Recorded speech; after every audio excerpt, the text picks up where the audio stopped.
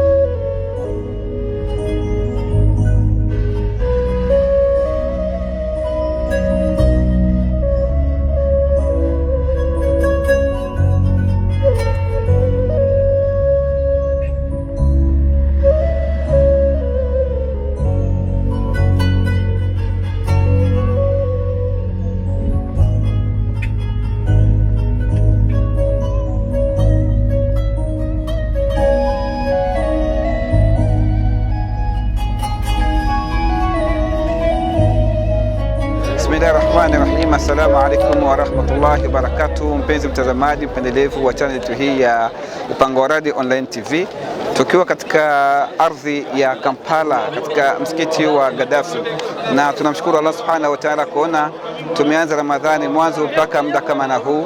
Lakini maajabu ni kwamba mimi ambaye nasimama mbele ya kamera hii nimeanza Ramadhani katika nchi ya Tanzania, ambayo tariki yake lazima kumaliza saumu siku ya kesho.